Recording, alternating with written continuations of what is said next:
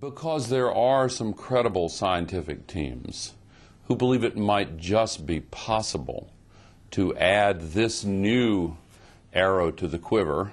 Many things have to be done. We face a planetary emergency, and if it is possible to scavenge some portion of the extra global warming pollution that's already up there, then that would be a good thing. It'll take 100 years for even half of it to come out naturally, even if we stopped putting more tomorrow. So if we can accelerate the healing process, we should explore whether it's possible.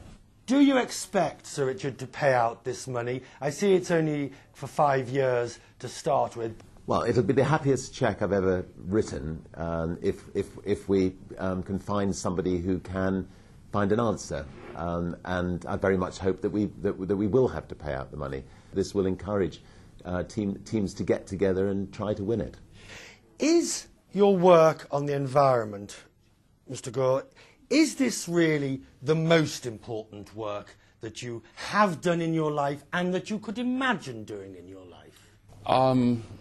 I guess. I think that it's the most serious crisis civilization's ever faced. And if I can play a useful role in communicating effectively about this crisis in ways that help to speed up the formation of a political consensus worldwide, and particularly in my country, which needs to be a leader in solving this crisis, then I think that's a good use of my time and energy. The problem is, when we look at the environmental issues, it is difficult to know which we tackle first. Whether it's clean water, recycling, whether it's carbon gases.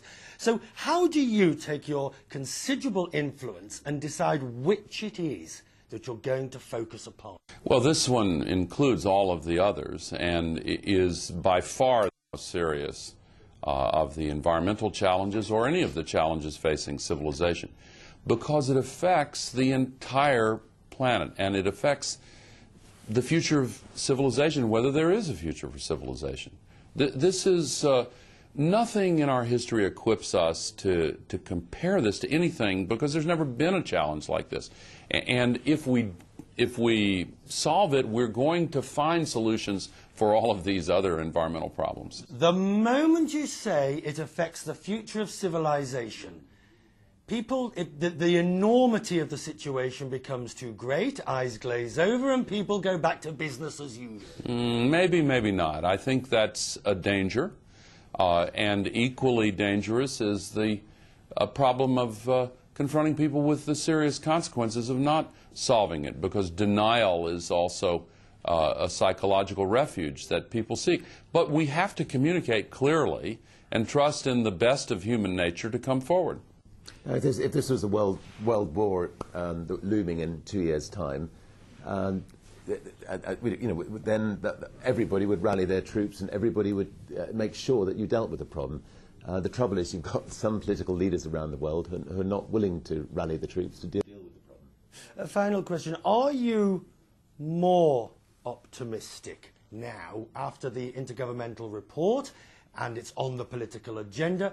Are you more optimistic that there is a will and a way to deal with this problem by politicians and public alike? Yes, I am more optimistic, but my optimism is based on the assumption that the movement we've seen begin will continue and accelerate. I think it will. I think we're getting closer to a political tipping point, beyond which the people are going to say in every country, they're going to demand of the politicians in every party, we have to solve this. Sir Richard? I hope so. I mean, I think we've been trying to come up with alternative fuels for the last 9 months, and all I know is it's not going to be easy. And what you do need is politicians who can impose pretty draconian measures in order to try to get this problem resolved.